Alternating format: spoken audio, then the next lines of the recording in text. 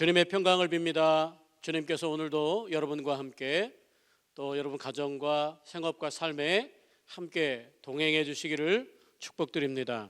오늘 저는 아모스 6장 1절에서 6절의 말씀을 가지고 번영 중에 거하는 자에게 주는 경고다는 말씀을 드리고자 합니다. 먼저 하나님의 말씀을 아모스 6장 1절에서 6절의 말씀을 읽어드리겠습니다.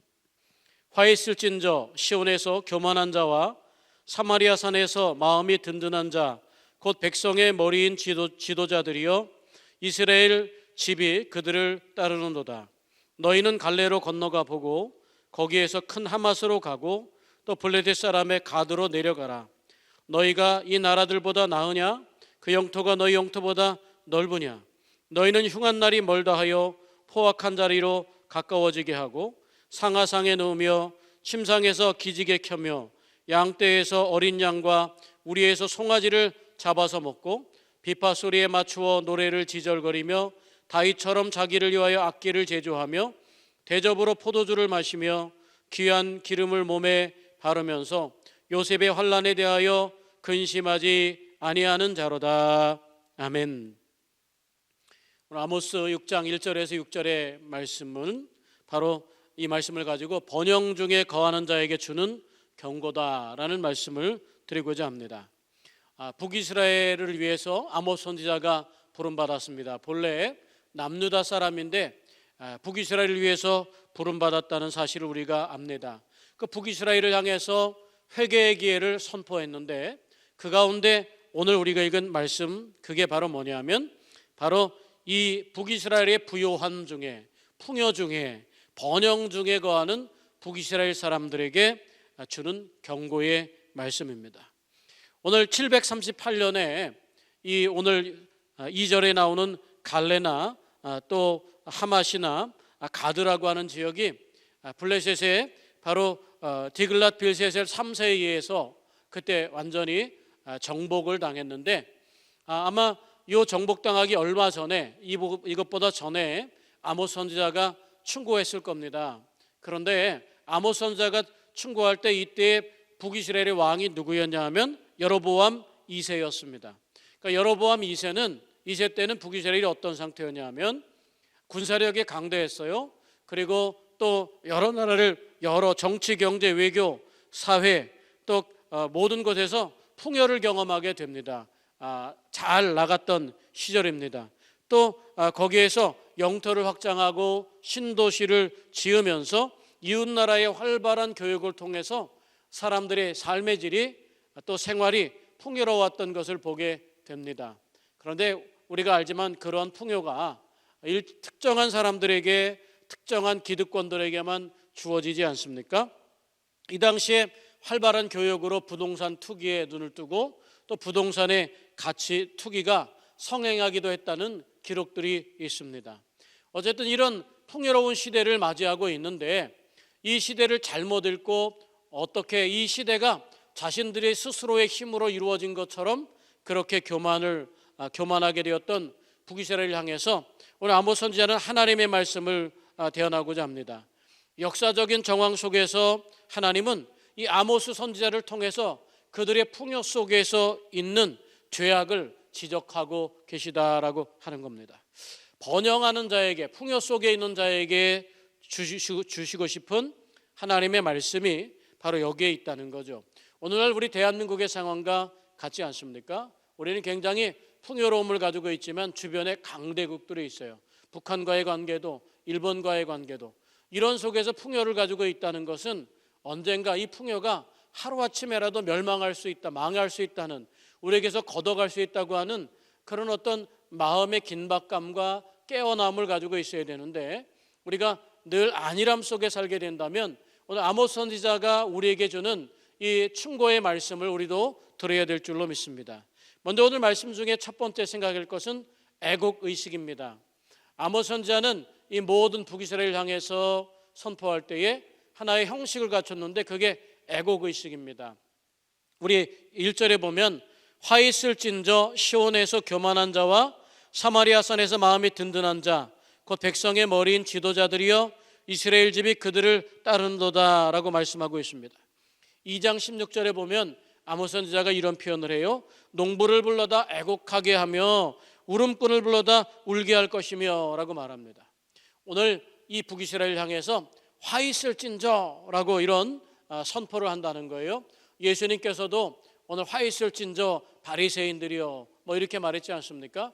이 화가 선포되었다라고 하는 거예요. 이게 바로 하나의 애곡의식입니다. 먼저 이스라엘이 멸망할 수밖에 없는 이유에 대해서 통합적으로 말하고 있는 장면이 바로 1절의 장면입니다. 오늘 1절에서 3절에 보면 먼저 누구의 죄를 지적하고 있냐 하면 지도자들의 죄를 지적하고 있습니다. 당시 사람들이 가졌던 부유하고 내가 가진 힘, 재물 때문에 어떤 삶을 살았냐면 1절에 읽은 것처럼 이 마음이 든든한 자라는 표현을 갖게 됩니다. 시온에서 교만하며 또 사마리아 산에서 마음이 든든한 자. 북이스라엘의 수도는 사마리아입니다. 그런데 그 산이 튼튼하고 강한 요새라고 생각하는 거죠. 그곳에서 가졌던 부유함이 자기들을 지켜줄 것이라고 생각합니다. 거기에 마음이 든든한 자라는 표현은 구약에서 40회 정도가 사용되는데 언제 사용되냐 하면 하나님을 신뢰하기 때문에 인간이 하나님을 향한 신뢰를 보여줄 때 마음이 든든하다는 표현을 했습니다. 그런데 오늘 말씀에는 이 하나님을 신뢰할 때 마음이 든든하다는 표현과는 정반대인 우리 사마리아 성이 튼튼하기 때문에 국력이 힘이 있기 때문에 우리가 부유하기 때문에 든든하다라고 하는 거예요.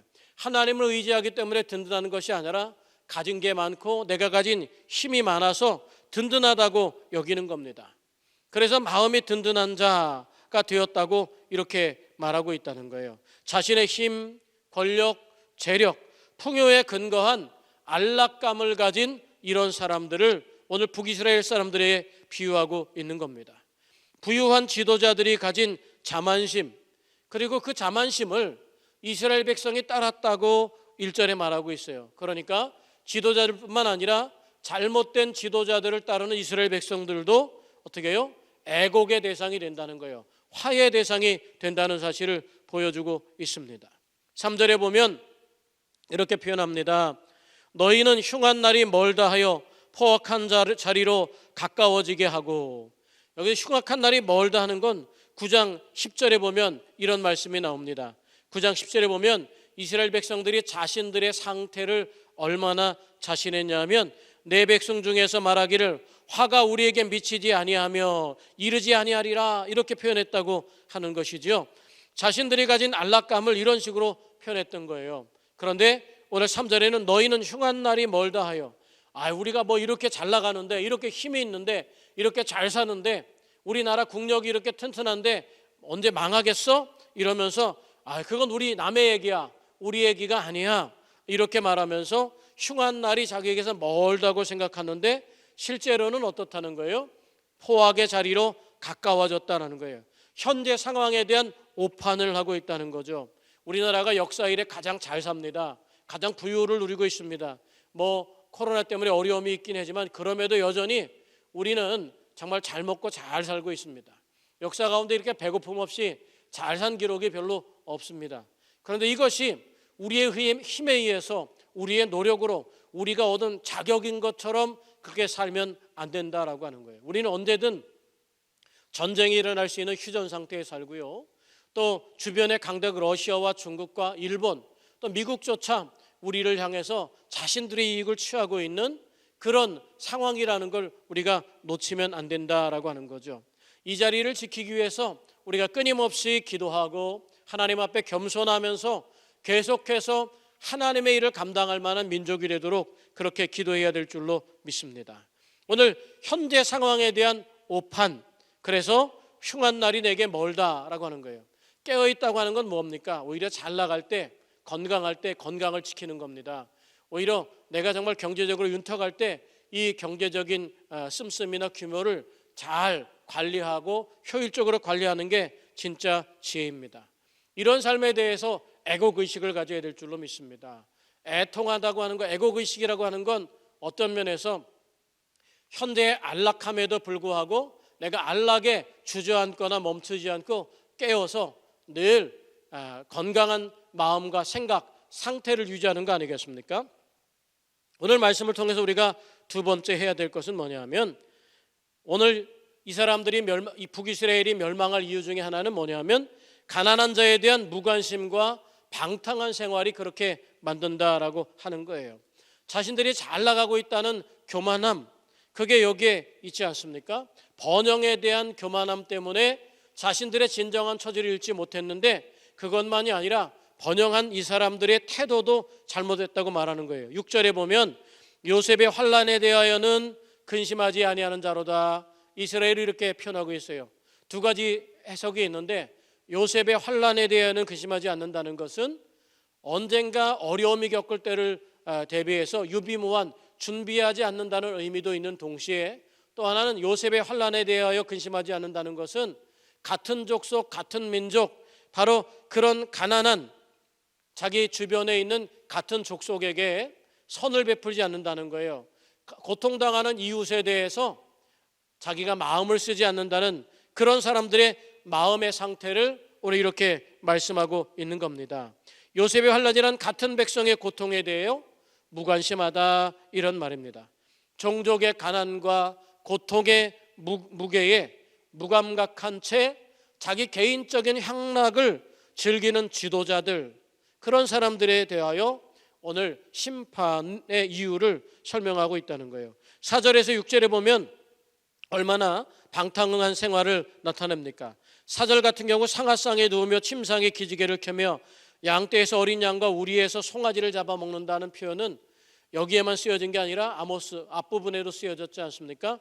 바로 이웃을 돌보지 않고 자기 만족, 자기만 사랑하고 자기 탐욕에 머물러 있는 사람들을 관용적으로 설명할 때 바로 이렇게 늘 이런 표현을 썼습니다. 상하상에 누우며 어린 양과 살찐 송아지를 잡아먹는 사람들, 주변 가난한 사람의 고통에 무관심했을 때 죄악을 지적하는 관용구로서 이게 늘 쓰여졌다라고 하는 거예요. 5절에 보면 비파 소리에 맞춰 노래를 지절거리며 다윗처럼 자기를 위하여 악기를 제조하며 이렇게 표현합니다.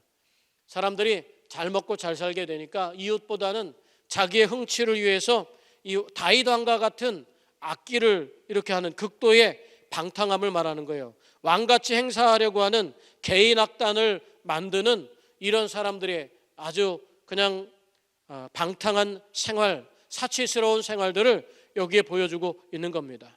6절에 보면 대접으로 포도주를 마시며 귀한 기름을 몸에 바르면서, 여기에 대접과 기름은 아주 제의에 있어서 중요한 역할 아닙니까? 여기에 대접이란 말은 그냥 대접이 아닙니다.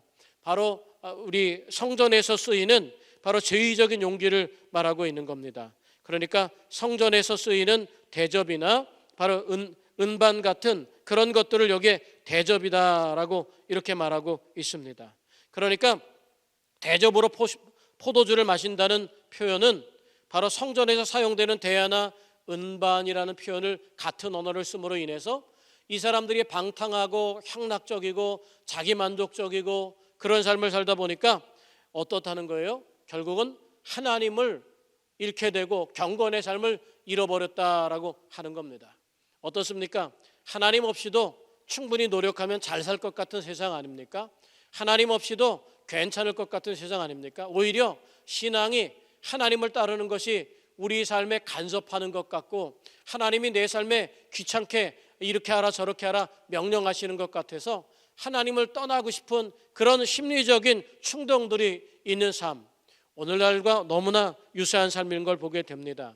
그래서 종교적인 무관심, 불경건, 이것은 종교적인 관심과 경건의 삶은 방탕한 삶과는 전혀 어울리지 않는 것입니다. 결국 하나님을 떠나게 되면, 불경건하게 되면 이렇게 인간이 방탕한 삶을 살 수밖에 없다는 것을 보여주고 있죠. 오늘 사회적인 무관심과 연결되어 있는 개개인의 부요함, 그게 바로 어떤 방탕으로 이어지고 있습니다. 주제 넘고 포악하고 향락적이고 불경건한 타락상을 다 보여주고 있습니다. 하나님이 심판할 수밖에 없는 이유, 이런 일들을 잘 보여주는 것은 무엇입니까? 바로 이러한 번영 중에 있는 사람들이 이렇게 하나님의 심판의 이유가 된다는 사실을 우리에게 보여주고 있습니다. 우리는 어떻게 해야 됩니까? 우리에게 있는 번영을 우리도 잘 돌아봐야 될 줄로 믿습니다. 우리가 가진 번영이 우리를 삼키고 우리를 멸망으로 인도하는 도구가 된다는 생각을 할 수 있어야 될 줄로 믿습니다. 우리가 가진 번영, 내가 어떤 경제적으로나 지식으로나 또 사회적인 지혜로나 잘 된다고 하는 것은 결국 개인적인 이기주의나 개인의 욕망을 채워가는 그런 삶을 위해서 살아간다면 그 번영은 결국은 우리 삶을 무너뜨리고 어그러지게 하고 하나님을 떠나게 하고 망하게 할 것이며 심판의 이유가 된다는 거예요. 우리가 추구하는 번영은 결국 어떻게 해야 된다는 겁니까? 하나님의 영광을 위해서, 바로 우리가 갖는 번영조차 하나님 나라와 또 이웃, 하나님 사랑과 이웃 사랑을 위한 도구로서 우리의 번영을 사용하게 되는 것, 그게 그리스도인이 가져야 될 참된 경제관이 아니겠습니까? 영광을 돌리는 도구가 될 것인지 주체가 될 것인지, 우리가 가진 번영이 영광의 도구가 되어야 되는데 그 번영 자체가 주체가 되어서 향락에 빠진 이스라엘 백성들과 지도자들, 그들을 향하여 하나님은 오늘도 선포하고 있습니다. 번영하는 자에게 주시는 경고의 말씀, 오늘 수천 년 전에 2700~800년 전에 바로 아모스 선지자를 통해서 북이스라엘 백성에게 주신 말씀입니다. 2000년 전의 말씀뿐만이 아니라 바로 우리에게도, 우리의 번영에도, 우리가 가진 번영이 우리 자신을 무너뜨리게 될 수 있다는 사실을 경고해 주시면서 이 번영 또한 하나님의 영광, 하나님 사랑과 이웃 사랑을 위해 사용되어야 될 도구로 우리가 품게 될 때 우리는 진정한 그리스도인으로서 건강한 삶을 살게 될 줄로 믿습니다. 번영을 주셨습니다. 감사할 일입니다. 행복을 주셨습니다. 감사할 일입니다. 그러나 우리에게 주신 물질과 지위와 번영이 우리로 하여금 자만하고 교만하고 정말 또 스스로 정말 내 미래는 아무 문제 없다고 하는 자만심이 되지 않도록 늘 이 물질을 가장 귀하고 복되고 아름답고 이 번영을 가장 하나님이 기뻐하는 방향으로 돌려드릴 수 있는 하나님의 백성이 되시기를 주님의 이름으로 축원합니다. 기도하겠습니다. 하나님 아버지, 이스라엘 백성이 번영했습니다. 잘 됐습니다. 그러나 그것으로 스스로 교만해졌습니다. 교만해진 이스라엘 백성들을 향하여 아모스 선지자는 하나님의 말씀을 전합니다. 번영 중에 거하는 자에게 주시는 경고의 말씀을 줍니다.